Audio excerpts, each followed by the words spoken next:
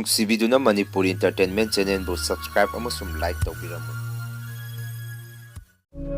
Channel ꯑꯁꯤꯅ ꯉꯁꯤꯁꯨ ꯃꯌꯥꯝꯕꯨ ꯇꯔꯥꯝꯅ ꯑꯣꯛꯆꯔꯤ꯫ ꯍꯥꯟꯅꯒꯤ ꯃꯇꯧꯒꯨꯝ ꯉꯁꯤꯁꯨ ꯑꯁꯦꯡꯕ ꯊꯣꯛꯈꯤꯕ ꯇꯥꯕꯗ ꯀꯤꯔꯕ ꯋꯥꯔꯤ ꯑꯃ ꯃꯌꯥꯝꯗ ꯈꯨꯗꯣꯟ ꯇꯝꯖꯒꯦ꯫ ꯋꯥꯔꯤ ꯑꯁꯤꯕꯨ ꯂꯥꯟꯊꯣꯛꯆꯈꯤꯕ ꯃꯇꯝꯗ ꯁꯣꯏꯈꯤ ꯂꯥꯟꯈꯤꯕ ꯌꯥꯎꯔꯕꯁꯨ ꯃꯌꯥꯝꯗ ꯉꯥꯛꯄꯤꯅꯕ ꯍꯥꯏꯖꯔꯤ꯫ ꯐꯔꯦ ꯑꯗꯨꯗꯤ ꯃꯌꯥꯝ ꯋꯥꯔꯤ ꯑꯁꯤ ꯍꯧꯅꯕ ꯇꯧꯖꯔꯒꯦ꯫ ꯍꯧꯈꯤꯕ ꯊꯧꯗꯣꯛ ꯀꯌꯥꯁꯤꯅ ꯉꯁꯤꯁꯨ ꯃꯤꯌꯥꯝꯒꯤ ꯃꯤꯅꯣꯛ ꯃꯩꯁꯥ ꯃꯔꯛꯇ ꯋꯥꯅ ꯆꯩꯅꯥ ꯈꯥꯡꯗꯨꯅ ꯍꯤꯡꯖꯔꯤꯕꯤ ꯑꯩ ꯏꯁꯥꯃꯛꯀꯤ ꯃꯤꯡ ꯊꯣꯏꯕꯤ ꯃꯆꯥ ꯀꯧꯖꯩ꯫ ꯑꯩꯒꯤ ꯏꯆꯤꯜ ꯏꯅꯥꯎꯅ ꯃꯔꯤꯅꯤ꯫ ꯃꯔꯤꯁꯤꯒꯤ ꯃꯔꯛꯇ ꯑꯩꯅ ꯏꯇꯣꯟ ꯇꯣꯟꯕꯤꯅꯤ꯫ ꯅꯨꯄꯤꯁꯨ ꯑꯩ ꯈꯛꯇꯅꯤ꯫ ꯑꯩꯒꯤ ꯏꯊꯛꯇ ꯗꯗꯥ ꯑꯍꯨꯝꯁꯨ ꯂꯩꯖꯔꯤ꯫ ꯇꯁꯦꯡꯕꯗꯤ ꯑꯩꯈꯣꯏꯒꯤ ꯏꯃꯨꯡꯁꯤ ꯌꯥꯝꯅ ꯅꯨꯡꯉꯥꯏꯕ ꯏꯃꯨꯡꯗꯤ ꯅꯠꯇꯦ꯫ ꯏꯆꯤꯜ ꯏꯅꯥꯎ ꯑꯩꯈꯣꯏ ꯃꯔꯤꯅ ꯄꯤꯛꯂꯤꯉꯩ ꯃꯇꯝꯗꯒꯤ ꯕꯕꯥꯅ ꯔꯤꯛꯁꯣ ꯊꯧꯗꯨꯅ ꯑꯩꯈꯣꯏ ꯃꯌꯥꯝꯕꯨ ꯌꯣꯛꯄꯤ ꯊꯥꯛꯄꯤꯔꯛꯈꯤ꯫ ꯇꯧꯕꯇꯕꯨ ꯑꯩꯗꯤ ꯏꯆꯤꯜ ꯏꯅꯥꯎ ꯃꯔꯤꯁꯤꯒꯤ ꯃꯅꯨꯡꯗ ꯑꯩꯅ ꯏꯇꯣꯟ ꯇꯣꯟꯕꯤꯒ ꯑꯣꯏꯔꯦ꯫ ꯃꯌꯥꯝꯁꯤꯅ ꯑꯩꯁꯤ ꯌꯥꯝꯅ ꯂꯨꯅ ꯇꯧꯕꯤ꯫ ꯐꯅ ꯑꯩꯒꯤ ꯏꯃꯨꯡ ꯑꯁꯤꯅ ꯑꯋꯥꯕ ꯏꯃꯨꯡ ꯑꯃ ꯑꯣꯏꯖꯔꯕꯁꯨ ꯏꯌꯥꯝꯕꯁꯤꯡ ꯑꯃꯗꯤ ꯕꯕꯥ ꯏꯃꯥꯅ ꯑꯩꯒꯤꯗꯃꯛꯇ ꯑꯋꯥꯠꯄ ꯑꯃꯠꯇ ꯂꯩꯍꯜꯂꯛꯈꯤꯗꯦ꯫ ꯗꯗꯥ ꯑꯍꯨꯝ ꯑꯁꯤꯗꯤ ꯂꯥꯏꯔꯤꯛ ꯂꯥꯏꯁꯨꯁꯨ ꯀꯌꯥ ꯏꯟꯊꯤ ꯅꯨꯡꯉꯥꯏꯅ ꯇꯝꯕ ꯐꯪꯖꯔꯛꯈꯤꯗꯦ꯫ ꯃꯈꯣꯏꯅ ꯈꯔ ꯃꯄꯨꯡ ꯃꯔꯩ ꯐꯥꯅꯔꯛꯂꯕ ꯃꯇꯝꯗ ꯏꯃꯥ ꯕꯕꯥꯒꯤ ꯃꯇꯦꯡ ꯑꯣꯏꯅꯕ ꯄꯩꯁꯥ ꯇꯥꯟꯕ ꯂꯣꯏꯅ ꯆꯠꯅꯈꯤ꯫ ꯑꯗꯨꯕꯨ ꯑꯩꯗꯤ ꯅꯨꯡꯁꯤꯔꯕ ꯑꯩꯒꯤ ꯏꯃꯨꯡ ꯃꯅꯨꯡ ꯑꯁꯤꯅ ꯏꯍꯩ ꯃꯄꯨꯡ ꯐꯥꯅ ꯇꯝꯍꯟꯕꯤꯔꯛꯈꯤ꯫ ꯌꯥꯝꯅ ꯊꯣꯏꯗꯣꯛ ꯍꯦꯟꯗꯣꯛꯅ ꯅꯨꯡꯉꯥꯏꯕ ꯄꯨꯟꯁꯤ ꯑꯃꯗ ꯍꯤꯡꯖꯔꯛꯇ꯭ꯔꯕꯁꯨ ꯂꯥꯏꯔꯕ ꯑꯩꯒꯤ ꯏꯃꯥ ꯕꯕꯥ ꯏꯌꯥꯝꯕꯁꯤꯡꯅ ꯑꯩꯕꯨ ꯑꯋꯥꯕ ꯍꯥꯏꯕꯗꯨꯗꯤ ꯃꯁꯛ ꯈꯪꯍꯟꯕꯤꯔꯛꯈꯤꯗꯦ꯫ ꯆꯥꯛꯄꯣ ꯀꯌꯥ ꯏꯟꯊꯤ ꯅꯨꯡꯉꯥꯏꯅ ꯊꯣꯡꯕ ꯍꯩꯔꯝꯗꯦ꯫ ꯑꯗꯨꯕꯨ ꯃꯇꯝ ꯄꯨꯝꯕꯗ ꯏꯃꯥꯅ ꯄꯥꯠꯇꯒꯤ ꯂꯣꯡ ꯈꯣꯟꯕ ꯍꯜꯂꯛꯑꯒ ꯑꯩꯕꯨ ꯏꯈꯨꯠ ꯄꯥꯏꯗꯨꯅ ꯆꯥꯛ ꯏꯟꯁꯥꯡ ꯊꯣꯡꯕ ꯇꯝꯕꯤꯔꯛꯈꯤ꯫ ꯃꯇꯝ ꯑꯗꯨꯗꯁꯨ ꯑꯩ ꯏꯁꯥꯃꯛꯇ ꯏꯁꯣꯔꯒꯤ ꯑꯣꯏꯕ ꯂꯥꯏꯒꯤ ꯅꯨꯡꯁꯤꯠ ꯑꯃ ꯁꯥꯐꯣꯡꯉꯛꯈꯤ꯫ ꯏꯃꯥꯅꯁꯨ ꯑꯩꯒꯤ ꯏꯁꯥꯗ ꯇꯣꯡꯉꯤꯕ ꯏꯁꯣꯔ ꯑꯁꯤꯕꯨ ꯃꯥꯏꯕꯤ ꯑꯃ ꯇꯥꯟꯅꯔꯒ ꯁꯥꯐꯣꯡꯍꯟꯕꯤꯔꯝꯃꯤ꯫ ꯃꯇꯧ ꯑꯁꯨꯝꯅ ꯑꯩꯁꯨ ꯂꯩꯁꯥꯔꯤꯉꯩ ꯃꯇꯝꯗꯒꯤ ꯍꯧꯅ ꯏꯃꯥ ꯃꯥꯏꯕꯤ ꯈꯔꯒꯤ ꯃꯇꯨꯡ ꯏꯟꯖꯗꯨꯅ ꯂꯥꯏꯒꯤ ꯊꯧꯒꯜ ꯐꯪꯕꯁꯨ ꯆꯠꯆꯔꯛꯈꯤ꯫ ꯑꯗꯨꯕꯨ ꯅꯣꯡꯃꯗꯤ ꯏꯈꯪ ꯈꯪꯍꯧꯗꯅ ꯑꯩꯒꯤ ꯄꯨꯛꯁꯤ ꯂꯦꯡꯕ ꯊꯤꯟꯕ ꯍꯧꯔꯛꯈꯤ꯫ ꯕꯕꯥ ꯏꯃꯥꯗꯁꯨ ꯑꯩꯅ ꯋꯥꯔꯤ ꯑꯁꯤ ꯇꯝꯃꯤ꯫ ꯏꯃꯥ ꯕꯕꯥ ꯑꯩꯒꯤ ꯄꯨꯛꯁꯤ ꯑꯃꯨꯛꯃꯨꯛ ꯂꯦꯡꯕ ꯊꯤꯟꯕ ꯇꯧꯏ꯫ ꯃꯁꯤꯕꯨ ꯀꯔꯤꯒꯤꯅꯣ, ꯀꯔꯤ ꯑꯣꯏꯕꯖꯥꯠꯅꯣ? ꯍꯣꯁꯄꯤꯇꯥꯜꯗ ꯑꯃꯨꯛꯇ ꯄꯨꯕꯤꯌꯨ ꯍꯥꯏꯔꯝꯃꯤ꯫ ꯑꯩꯒꯤ ꯋꯥꯐꯝ ꯑꯗꯨꯗ ꯕꯕꯥ ꯏꯃꯥꯁꯨ ꯑꯃꯅ ꯑꯃꯗ ꯃꯨꯟꯅ ꯌꯦꯡꯅꯔꯝꯃꯤ꯫ ꯑꯗꯨꯒ ꯏꯃꯥꯅ ꯑꯩꯉꯣꯟꯗ ꯑꯁꯨꯝꯅ ꯍꯥꯏꯔꯛꯈꯤ, "ꯏꯕꯦꯝꯃ, ꯅꯌꯥꯝꯕꯁꯤꯡ ꯂꯥꯛꯑꯒ ꯃꯈꯣꯏꯗ ꯏꯃꯥ ꯍꯥꯏꯒꯦ꯫ ꯅꯌꯥꯝꯕꯗꯒꯤ ꯄꯩꯁꯥ ꯂꯧꯔꯒ ꯏꯆꯥꯒꯤ ꯑꯅꯥꯕꯗꯨ ꯏꯝꯐꯥꯜꯗ ꯆꯠꯂꯒ ꯗꯣꯛꯇꯔ ꯑꯃꯗ ꯌꯦꯡꯍꯟꯁꯤ" ꯍꯥꯏꯔꯛꯈꯤ꯫ ꯇꯁꯦꯡꯕꯗꯤ ꯑꯩꯈꯣꯏ ꯗꯗꯥ ꯑꯍꯨꯝꯁꯤꯃꯛ ꯃꯤꯒꯤ ꯒꯥꯔꯤ ꯆꯦꯟꯕꯗ ꯍꯦꯟꯗꯜꯃꯦꯟ ꯑꯣꯏꯅ ꯌꯥꯎꯖꯕꯅꯤ꯫ ꯗꯗꯥ ꯑꯍꯟꯁꯤꯕꯨꯗꯤ ꯃꯇꯝ ꯑꯗꯨꯗ ꯒꯥꯔꯤ ꯗ꯭ꯔꯥꯏꯚꯔꯒꯤ ꯐꯝ ꯀꯥꯔꯝꯃꯤ꯫ ꯏꯃꯥꯅ ꯑꯗꯨꯝꯅ ꯑꯩꯉꯣꯟꯗ ꯍꯥꯏꯔꯛꯄꯗꯨ ꯇꯥꯕꯗ ꯕꯕꯥꯅ ꯏꯃꯥꯗ ꯃꯨꯟꯅ ꯌꯦꯡꯗꯨꯅ ꯑꯁꯨꯝꯅ ꯍꯥꯏꯔꯝꯃꯤ, "ꯀꯩꯗꯧꯕꯒꯤ ꯅꯌꯥꯝꯕꯁꯤꯡ ꯂꯥꯛꯄ ꯉꯥꯏꯗꯣꯔꯤꯒꯦ? ꯏꯄꯥ ꯂꯩꯔꯤꯁꯤꯗꯤ ꯆꯠꯂꯨ꯫ ꯉꯁꯤꯃꯛ ꯅꯃꯥꯒ ꯏꯄꯥ ꯄꯩꯁꯥ ꯄꯤꯒꯦ."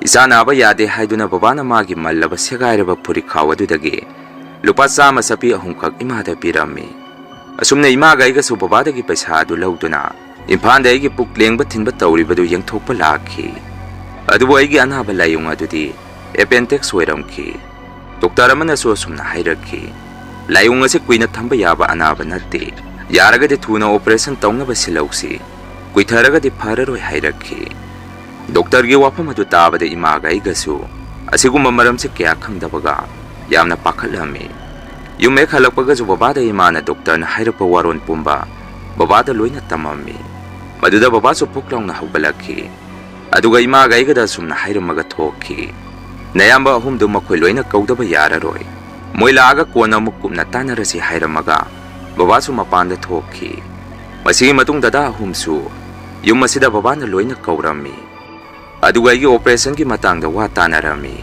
ꯃꯇꯝ ꯑꯗꯨꯗ ꯗꯗꯥ ꯑꯍꯨꯝꯁꯤꯅꯁꯨ ꯑꯩꯒꯤꯗꯃꯛꯇ ꯑꯣꯄꯔꯦꯁꯟꯗꯨ ꯄꯥꯡꯊꯣꯛꯅꯕ ꯇꯧꯔꯁꯤ, ꯄꯩꯁꯥꯗꯤ ꯑꯩꯈꯣꯏ ꯑꯍꯨꯝꯅ ꯈꯔ ꯈꯥꯏꯅꯔꯒ ꯄꯨꯊꯣꯛꯅꯔꯁꯤ ꯍꯥꯏꯅꯔꯝꯃꯤ꯫ ꯋꯥꯐꯝ ꯑꯗꯨ ꯇꯥꯕꯗ ꯕꯕꯥ ꯏꯃꯥꯗꯤ ꯃꯥꯏꯊꯣꯡꯗ ꯃꯣꯃꯣꯟ ꯅꯣꯛꯆꯔꯝꯃꯤ꯫ ꯑꯗꯨꯕꯨ ꯑꯩꯗꯤ ꯑꯣꯄꯔꯦꯁꯟ ꯑꯗꯨ ꯇꯧꯅꯤ ꯈꯟꯕꯗ ꯏꯁꯥꯗ ꯑꯀꯤꯕ ꯃꯤꯄꯥꯏꯕ ꯑꯃ ꯄꯣꯛꯑꯝꯃꯤ꯫ ꯃꯁꯤꯒꯤ ꯃꯇꯨꯡ ꯑꯩꯁꯨ ꯍꯣꯁꯄꯤꯇꯥꯜ ꯑꯃꯗ ꯑꯩꯒꯤ ꯑꯅꯥꯕꯁꯤ ꯑꯣꯄꯔꯦꯁꯟ ꯇꯧꯈꯤ꯫ ꯃꯇꯝ ꯑꯗꯨꯗ ꯑꯩꯒꯤ ꯑꯅꯥꯕ ꯁꯪꯕꯁꯤ ꯗꯗꯥ ꯌꯥꯏꯃꯅ ꯈꯔ ꯇꯣꯏꯅ ꯁꯪꯕꯤꯔꯝꯃꯤ꯫ ꯑꯗꯨꯕꯨ ꯅꯣꯡꯃꯗꯤ ꯑꯩꯅ ꯌꯨꯝꯗ ꯍꯜꯂꯛꯇ꯭ꯔꯤꯉꯩ ꯑꯩꯈꯣꯏ ꯗꯗꯥ ꯌꯥꯏꯃꯒꯤ ꯐꯣꯟꯁꯤ ꯑꯩꯅ ꯍꯤꯞꯄꯤꯕ ꯐꯃꯨꯡ ꯕꯦꯠ ꯑꯗꯨꯒꯤ ꯃꯇꯥꯏꯗ ꯊꯅꯝꯈꯤ꯫ ꯗꯗꯥꯁꯨ ꯃꯄꯥꯟꯗ ꯆꯥꯛ ꯆꯥꯔꯨꯅꯤ ꯍꯥꯏꯗꯨꯅ ꯊꯣꯛꯈꯤ꯫ ꯇꯟꯖꯥ ꯑꯗꯨꯗ ꯗꯗꯥ ꯌꯥꯏꯃꯒꯤ ꯐꯣꯟ ꯑꯁꯤꯗ ꯃꯤꯑꯣꯏ ꯑꯃꯅ ꯍꯟꯖꯟ ꯀꯣꯜ ꯇꯧꯁꯤꯜꯂꯛꯈꯤ꯫ ꯑꯩꯁꯨ ꯑꯁꯣꯝꯗ ꯏꯁꯥꯒ ꯅꯨꯡꯉꯥꯏꯇꯕꯒ ꯐꯣꯟ ꯑꯗꯨ ꯁꯨꯛꯄꯥꯏ ꯄꯥꯏꯈꯠꯂꯝꯗꯦ꯫ ꯀꯣꯟꯅꯗꯤ ꯗꯣꯛꯇꯔ ꯆꯪꯉꯛꯇꯨꯅ "ꯀꯅꯥꯒꯤ ꯐꯣꯟꯅꯣ ꯉꯁꯥꯏꯗꯒꯤ ꯈꯤꯡꯉꯤꯕꯁꯤ?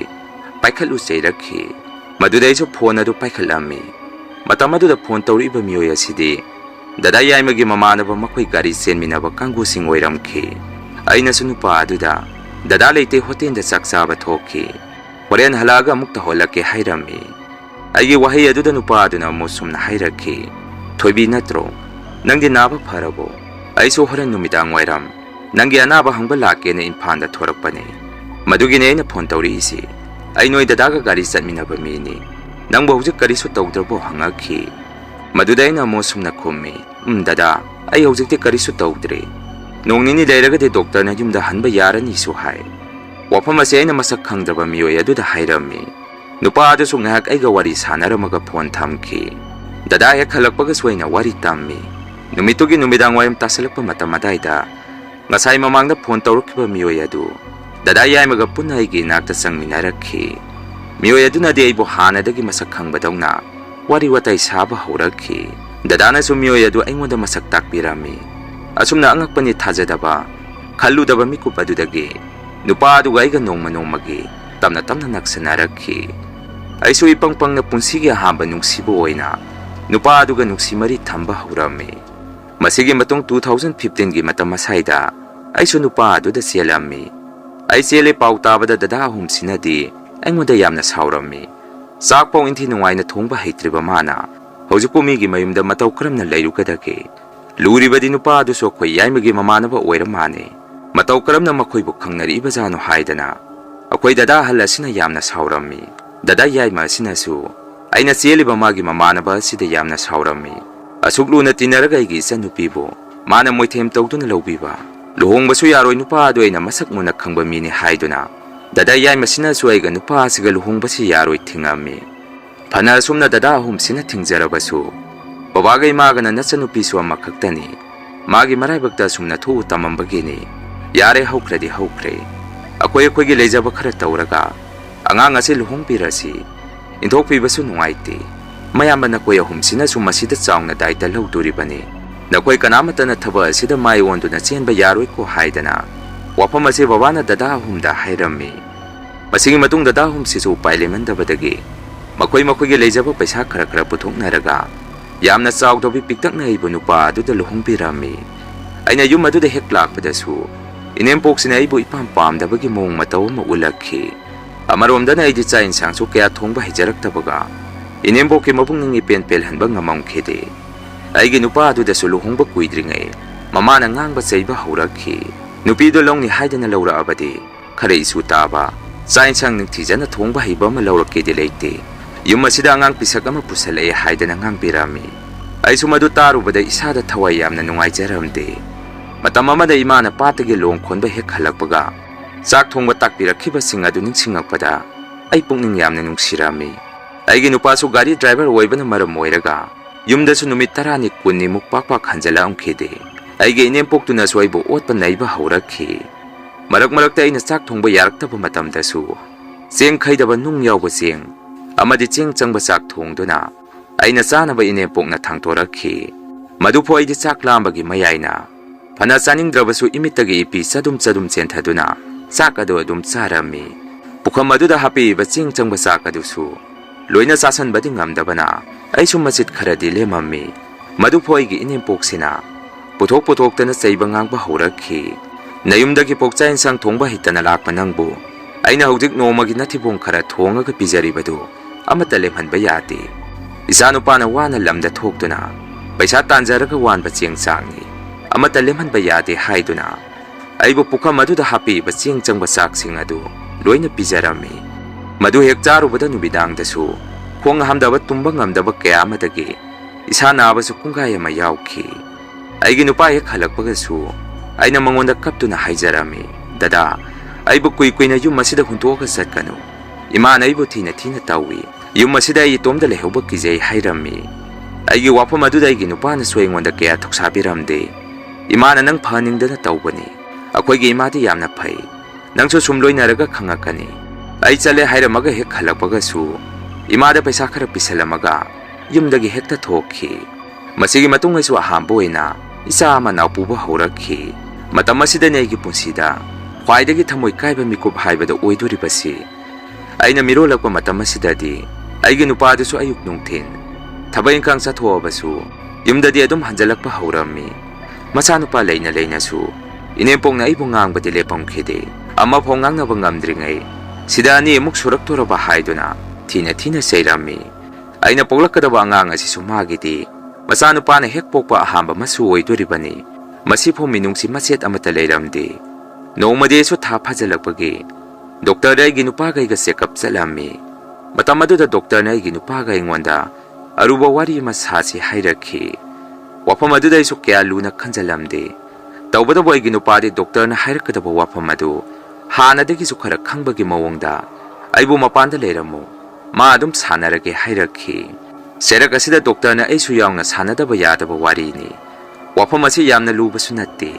ꯂꯥꯏꯊꯣꯛꯅ ꯈꯟꯕꯁꯨ ꯌꯥꯗꯦ꯫ ꯃꯁꯤ ꯍꯌꯦꯡꯋꯥꯏ ꯅꯕꯥꯅꯤꯅ ꯄꯣꯛꯂꯛꯀꯗꯕ ꯑꯉꯥꯡ ꯑꯗꯨꯒꯤ ꯑꯆꯧꯕ ꯃꯔꯨꯑꯣꯏꯕ ꯊꯧꯗꯥꯡ ꯑꯃꯁꯨ ꯑꯣꯏꯗꯣꯔꯤꯕꯅꯤ꯫ ꯑꯩꯈꯣꯏꯅ ꯉꯁꯤ ꯁꯥꯟꯅꯒꯗꯕ ꯋꯥꯔꯤ ꯑꯁꯤ ꯍꯥꯏꯔꯛꯈꯤ꯫ ꯗꯣꯛꯇꯔꯅ ꯑꯗꯨꯝꯅ ꯍꯥꯏꯔꯛꯄꯗꯒꯤ ꯑꯩꯁꯨ ꯏꯁꯥꯗ ꯄꯥꯈꯠꯄ ꯑꯃ ꯐꯥꯎꯔꯛꯈꯤ꯫ ꯑꯩꯁꯤꯕꯨ ꯀꯔꯤ ꯇꯧꯔꯕꯖꯥꯠꯅꯣ ꯈꯜꯂꯝꯃꯤ꯫ ꯑꯁꯨꯝꯅ ꯑꯩꯁꯨ ꯗꯣꯛꯇꯔ ꯑꯗꯨꯗ ꯑꯩ ꯀꯩꯗꯧꯔꯒꯦ, ꯅꯠꯇ꯭ꯔꯒ ꯑꯩꯅ ꯄꯣꯛꯂꯛꯀꯗꯕ ꯑꯉꯥꯡ ꯑꯁꯤ ꯀꯔꯤ ꯑꯁꯣꯏꯕ ꯌꯥꯎꯔꯒꯦ ꯍꯪꯉꯝꯃꯤ꯫ ꯑꯩꯒꯤ ꯋꯥꯐꯝ ꯑꯗꯨꯗ ꯗꯣꯛꯇꯔ ꯑꯗꯨꯅꯁꯨ ꯑꯩꯕꯨ ꯄꯥꯈꯠꯇꯅꯕ ꯍꯥꯟꯅ ꯋꯥ ꯀꯣꯏꯊꯣꯛꯇꯨꯅ ꯄꯨꯛꯅꯤꯡ ꯊꯧꯒꯠꯄꯤꯔꯝꯃꯤ꯫ ꯀꯣꯟꯅ ꯑꯔꯣꯏꯕꯗ ꯑꯩꯒꯤ ꯅꯨꯄꯥꯒ ꯑꯩꯒꯗ ꯏꯕꯥꯅꯤꯃꯛ HIV ꯄꯣꯖꯤꯇꯤꯚ ꯑꯣꯏꯔꯦ ꯐꯣꯡꯗꯣꯔꯛꯈꯤ꯫ ꯋꯥꯐꯝ ꯑꯗꯨ ꯍꯦꯛ ꯇꯥꯔꯨꯕꯗꯒꯤ ꯑꯩꯗꯤ ꯉꯥꯏꯍꯥꯛꯇꯪꯗꯨꯗ ꯏꯁꯥꯗ ꯀꯣꯛ ꯉꯥꯎꯈꯠꯂꯛꯈꯤ꯫ ꯋꯥꯈꯟꯗꯁꯨ ꯉꯁꯤꯒꯤ ꯅꯨꯃꯤꯠꯁꯤꯕꯨ ꯃꯪꯂ ꯅꯠꯇ꯭ꯔꯒ ꯇꯥꯏꯕꯪꯂ ꯈꯟꯖꯔꯝꯃꯤ꯫ ꯑꯗꯨꯕꯨ ꯑꯩꯒꯤ ꯅꯨꯄꯥꯗꯤ ꯃꯁꯥꯗ ꯍꯥꯟꯅꯗꯒꯤ ꯈꯪꯕꯒꯨꯝ ꯃꯥꯒꯤ ꯃꯥꯏꯊꯣꯡꯗ ꯅꯨꯡꯉꯥꯏꯇꯕ ꯃꯃꯤ ꯑꯃꯠꯇ ꯏꯎꯠ ꯎꯠꯂꯝꯈꯤꯗꯦ, ꯄꯥꯈꯠꯄꯁꯨ ꯐꯥꯎꯔꯝꯈꯤꯗꯦ꯫ ꯀꯣꯟꯅꯗꯤ ꯗꯣꯛꯇꯔ ꯑꯗꯨꯅ ꯑꯩꯕꯨ ꯒ꯭ꯌꯥꯟ ꯇꯥꯅꯕ ꯐꯖꯅ ꯋꯥꯔꯤ ꯁꯥꯕꯤꯔꯛꯈꯤ꯫ ꯑꯩꯅ ꯄꯣꯛꯆꯔꯛꯀꯗꯕ ꯏꯆꯥ ꯑꯁꯤꯁꯨ ꯂꯩꯅꯥ ꯑꯗꯨ ꯑꯉꯥꯡ ꯑꯁꯤꯗꯗꯤ ꯄꯛꯍꯟꯗꯅ ꯄꯣꯛꯄ ꯌꯥꯅꯤ ꯍꯥꯏꯔꯛꯈꯤ꯫ ꯋꯥꯐꯝ ꯑꯗꯨ ꯇꯥꯕ ꯃꯇꯝꯗꯗꯤ ꯑꯩꯁꯨ ꯈꯤꯇꯪꯗꯤ ꯏꯁꯥꯗ ꯍꯔꯥꯎꯖꯔꯝꯃꯤ꯫ ꯑꯗꯨꯕꯨ ꯑꯩꯗꯤ HIV ꯄꯣꯖꯤꯇꯤꯚ ꯑꯣꯏꯔꯦꯀꯣ ꯈꯟꯕꯗ ꯄꯨꯟꯁꯤꯁꯦ ꯍꯤꯡꯉꯨꯕꯒꯤ ꯑꯥꯔꯊ ꯊꯣꯛꯇ꯭ꯔꯦ꯫ ꯁꯤꯒꯗꯕ ꯃꯇꯝ ꯉꯥꯏꯔꯕ ꯑꯩꯅ ꯍꯧꯖꯤꯛ ꯑꯃꯨꯛ ꯀꯔꯤ ꯇꯧꯔꯛꯈꯤꯅꯤ ꯈꯜꯂꯝꯃꯤ꯫ ꯑꯗꯨꯕꯨ ꯑꯃꯔꯣꯝꯗꯁꯨ ꯑꯩꯒꯤ ꯄꯣꯛꯂꯛꯀꯗꯕ ꯏꯆꯥꯁꯤꯗꯤ ꯀꯔꯤꯁꯨ ꯇꯧꯔꯣꯏ ꯍꯥꯏꯀꯣ ꯗꯣꯛꯇꯔꯅ꯫ ꯃꯗꯨꯅ ꯏꯆꯥꯒꯤꯗꯃꯛꯇ ꯑꯩ ꯃꯇꯝ ꯈꯔꯗ ꯑꯣꯏꯔꯁꯨ ꯍꯤꯡꯗꯕ ꯌꯥꯗꯦ ꯈꯟꯕ ꯍꯧꯔꯛꯈꯤ꯫ ꯑꯁꯨꯝꯅ ꯑꯩꯁꯨ ꯏꯆꯥꯅꯨꯄꯤꯁꯦ ꯄꯣꯛꯂꯛꯀꯗꯕ ꯅꯨꯃꯤꯠ ꯈꯔꯅꯤꯗ ꯋꯥꯠꯂꯒ ꯂꯩꯔꯤꯕ ꯃꯇꯝ ꯑꯗꯨꯗ ꯑꯍꯤꯡ ꯈꯨꯗꯤꯡ ꯏꯃꯤꯠꯇꯒꯤ ꯏꯄꯤ ꯆꯗꯨꯝ ꯆꯗꯨꯝ ꯆꯦꯟꯊꯗꯨꯅ ꯀꯞꯆꯔꯝꯃꯤ꯫ ꯑꯩꯉꯣꯟꯗ ꯁꯥꯗꯣꯡꯖꯔꯤꯕ ꯏꯁꯣꯔ ꯑꯗꯨꯗꯁꯨ ꯑꯩꯅ ꯌꯥꯝꯅ ꯋꯥꯔꯧꯖꯔꯝꯃꯤ꯫ ꯑꯁꯤꯒꯨꯝꯕ ꯐꯤꯚꯝ ꯑꯁꯤꯗ ꯇꯥꯍꯟꯕꯤꯔꯤꯕꯁꯤ ꯀꯔꯤꯒꯤꯅꯣ ꯍꯥꯏꯗꯨꯅ ꯑꯩꯒꯤ ꯅꯨꯄꯥ ꯑꯗꯨꯗꯁꯨ ꯑꯩꯅ ꯄꯦꯟꯗꯕ ꯃꯆꯦꯠ ꯑꯃꯠꯇ ꯐꯣꯡꯗꯣꯛꯈꯤꯗꯦ꯫ ꯃꯁꯤꯗꯤ ꯃꯥ ꯃꯁꯥꯅ ꯈꯪꯖꯒꯗꯕ ꯋꯥꯐꯝꯅꯤ꯫ ꯃꯁꯤꯗꯤ ꯑꯩꯅ ꯑꯃꯨꯛ ꯍꯥꯏꯔꯨꯕꯒꯤ ꯃꯇꯝ ꯍꯦꯟꯈ꯭ꯔꯦ ꯈꯟꯗꯨꯅ ꯑꯩꯁꯨ ꯋꯥ ꯑꯃꯠꯇ ꯃꯉꯣꯟꯗ ꯍꯥꯏꯔꯝꯗꯦ꯫ ꯍꯧꯖꯤꯛꯇꯤ ꯏꯅꯦꯝꯄꯣꯛꯅꯁꯨ ꯃꯆꯥꯅꯨꯄꯥꯒ ꯑꯩꯒ ꯄꯨꯟꯅ HIV ꯄꯛꯑꯦ ꯍꯥꯏꯕꯁꯤ ꯈꯪꯖꯔꯝꯃꯤ꯫ ꯃꯗꯨꯅ ꯍꯥꯟꯅ ꯑꯣꯠ ꯅꯩꯔꯝꯕꯁꯤꯡ ꯑꯗꯨ ꯈꯔ ꯃꯈꯩꯗꯤ ꯍꯟꯈꯤ꯫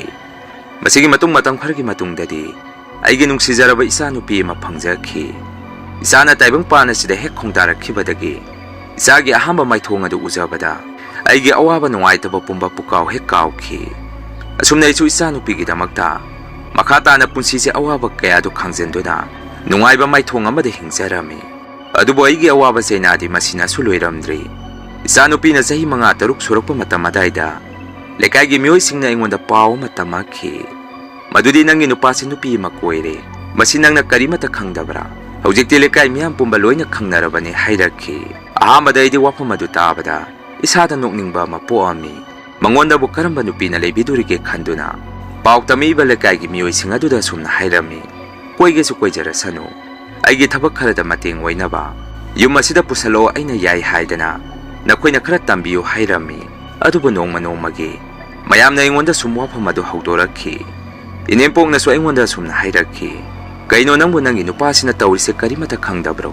ꯅꯪꯁꯨ ꯃꯉꯣꯟꯗ ꯀꯔꯤꯒꯨꯝꯕ ꯋꯥ ꯈꯔꯗꯤ ꯍꯥꯏꯕ ꯐꯩꯀꯣ ꯍꯥꯏꯔꯛꯈꯤ꯫ ꯃꯗꯨꯗꯒꯤ ꯑꯩꯁꯨ ꯋꯥꯈꯟꯗ ꯅꯨꯡꯉꯥꯏꯇꯕ ꯑꯃ ꯐꯥꯎꯔꯛꯄꯗꯒꯤ ꯑꯩꯒꯤ ꯅꯨꯄꯥꯒꯤ ꯈꯣꯡꯊꯥꯡ ꯈꯨꯗꯤꯡꯃꯛ ꯃꯥ ꯃꯁꯥꯗꯤ ꯇꯥꯍꯟꯗꯅ ꯂꯣꯟꯅ ꯊꯨꯝꯅ ꯁꯦꯟꯅꯕ ꯍꯧꯔꯝꯃꯤ꯫ ꯀꯣꯟꯅꯗꯤ ꯑꯩꯒꯤ ꯅꯨꯄꯥꯅ ꯀꯣꯏꯔꯤꯕ ꯅꯨꯄꯤ ꯑꯁꯤꯁꯨ ꯑꯩꯈꯣꯏꯒꯤ ꯂꯩꯀꯥꯏꯃꯛꯇꯗ ꯂꯩꯕ ꯍꯜꯂꯛꯄ ꯅꯨꯄꯤ ꯑꯃ ꯑꯣꯏꯔꯝꯈꯤ꯫ ꯅꯨꯄꯤ ꯑꯁꯤꯁꯨ ꯗꯨꯀꯥꯟ ꯐꯝꯃꯤ꯫ ꯅꯣꯡꯃꯁꯨ ꯑꯩꯒꯤ ꯅꯨꯄꯥꯅ ꯑꯩꯉꯣꯟꯗ ꯗꯨꯀꯥꯟ ꯑꯗꯨꯗ ꯏꯆꯥꯒ ꯄꯨꯟꯅ ꯀꯣꯏꯔꯨꯁꯤ, ꯏꯆꯥꯒꯤꯁꯨ ꯑꯆꯥꯄꯣꯠ ꯂꯩꯕꯤꯒꯦ ꯍꯥꯏꯔꯛꯈꯤ꯫ ꯃꯗꯨꯗ ꯑꯩꯁꯨ ꯃꯑꯣꯡ ꯌꯦꯡꯊꯣꯛꯀꯦ ꯈꯟꯗꯨꯅ ꯄꯨꯟꯅ ꯗꯨꯀꯥꯟ ꯑꯗꯨꯗ ꯆꯠꯂꯝꯃꯤ꯫ ꯃꯇꯝ ꯑꯗꯨꯗ ꯏꯆꯥꯅꯨꯄꯤꯒ ꯑꯩꯒꯅ ꯗꯨꯀꯥꯟ ꯑꯗꯨꯒꯤ ꯃꯃꯥꯡꯗ ꯐꯝꯍꯜꯂꯒ ꯊꯝꯕꯤꯔꯝꯃꯤ꯫ ꯑꯗꯨꯒ ꯅꯨꯄꯤ ꯑꯗꯨꯅ ꯄꯣꯠ ꯑꯃꯠꯇ ꯊꯥꯡꯗꯃꯤꯟꯅꯁꯤ ꯍꯥꯏꯗꯨꯅ ꯑꯩꯒꯤ ꯅꯨꯄꯥꯕꯨ ꯗꯨꯀꯥꯟ ꯃꯅꯨꯡꯗ ꯀꯧꯁꯜꯂꯝꯃꯤ꯫ ꯀꯣꯟꯅꯗꯤ ꯑꯩꯁꯨ ꯈꯪꯗꯗꯤ ꯈꯪꯇꯣꯛꯑꯒꯦ ꯈꯟꯗꯨꯅ ꯗꯨꯀꯥꯟ ꯑꯗꯨꯗ ꯆꯪꯗꯨꯅ ꯌꯦꯡꯉꯨꯕ ꯃꯇꯝꯗꯗꯤ ꯑꯣꯛꯇ꯭ꯔꯕ ꯑꯩꯒꯤ ꯅꯨꯄꯥꯗꯨꯒ ꯂꯝꯆꯠ ꯂꯨꯗ꯭ꯔꯕꯤ ꯅꯨꯄꯤ ꯑꯗꯨꯒ ꯌꯦꯡꯕꯗ ꯅꯨꯡꯉꯥꯏꯇꯕ ꯃꯇꯧ ꯑꯃꯗ ꯂꯩꯔꯝꯈꯤ꯫ ꯃꯗꯨ ꯎꯔꯨꯕꯗꯒꯤ ꯑꯩꯁꯨ ꯊꯃꯣꯏ ꯑꯁꯨꯛꯀꯤ ꯃꯇꯤꯛ ꯀꯥꯏꯈꯤ꯫ ꯀꯞꯇꯨꯅ ꯏꯆꯥꯕꯨ ꯄꯝꯃꯒ ꯌꯨꯝꯗ ꯍꯜꯂꯛꯑꯝꯃꯤ꯫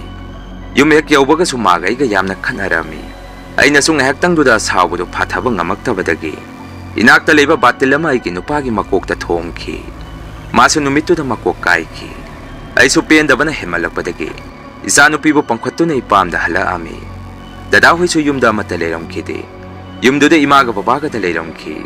Matam khradi aisu yumda leiraga lai harauba thogan khara chacharami. Adubu nongmadi aigi nupasi lekaigi mioi kharaga ipamda lakhi. Aisu ma lakpa ubada aibu lawba laibu ningduda manungda kauksalaga phamalami. Adubu madi aibu lawba lakpa oiramkidi. Aina khallurisiga tayonabada sumna hairakhi. Nangna sida leiraga lai harauba chalaga nupa koiba ibani khainarasi. Nangsu yumda amuk hanna laanu. Masi haiga lakpani hairakhi. Maga lakminaba lakaigi ahansing adunadi aigi nupada yamna ngangami. Migi sumayamba mapa mama leiribani. Nangna hairido tabada phajaba khara wali. Sai chagadaba wa nganganu hairami. Asumna wafam ase hairamdona madi puklaungna hagwalaga chatki. Aisu kappaga lehauki. Konadi yungge ima babana adum chasallu. Ngayak saungingbagi haiba oirini. Masu mini masa nuksiba khangini hairakpadagi aisu pikriba isa nupisi puduna yum aduda amuk halaami. Matam aduda aigi nupana otna iba haurakhi. Anadi inimpoktana taurambadu handakti mama masa changduna phucha iba haurakhi. Lekai miyamna soigi matawsi yengba ngamaktabadagi aigi nupabu taptana phudarami. Madupok kyan taba leikhidi. Sa insangda po mama masa manaraga mahi posem hapchanduna aibu pizaba haurakhi. Masi pumbasina isu nongma nongmagi wakhanda isagi wakhan kauksalakhi. Angawbi amagi matawbom satpa saba ngangba sakpa huraami. Aigi isa ama leiri haibasipo kaukthuraki. Aigi asigumba awanba mataw kaya sida lekaigi miyoisingnasu yengba ngamdre soidana siba tare khanduna yunggi ima babada aibu lawba lau kaurami. Madudagi ima baba aigi ibungsing laktuna nupa aduba taptana siningsita phudaramaga aibu purakhi. Asumna matam changna aibu yunggi ima babana layingbirami. Aduga makhoina tawrakiba mahi posemsing adusu loina laukthokpikhi. Masigi matung aisu pikribi isa nupibu laik laisu tamanbada mateng kharada oinaba haiduna aiga hana punminaramba ima maibi kharaga aisu makhoigi matung induna laigi thogon phangba chacharakhi. Piklibi aigi isa nupibusu yumda ima babasu thabak chathokpana senabidama mi leitabadagi aigi tung ilhalami. Isana laibungda naitom phamduna leibadu ubada isorgi harau mathoi kariba lamlamdugi lekaigi lesabi singna isabu senabirami. Aduga aina isorgi thogan tokjarami. Masini miyoibagi punsi iraibakini khanduna ngasisu isagi damakta khungpham maranba machet amata thangtoktana ai isagi damakta ngasisu hingli. Masini meyam ngasigi real story. Tasengmadi ngasigi warisi horror-dadi base kaya tokjadre. Isi asina ingonda phone tawraktuna kap-kaptuna pawdong magpadagi aisu wari asi mayamda share tawjarakpani. Masida mayamna lana khanbiganu. Mathangi waridadi akiba wari ama putana laksagi. Asigidi mayamdagi kainanaba bidai lawjari.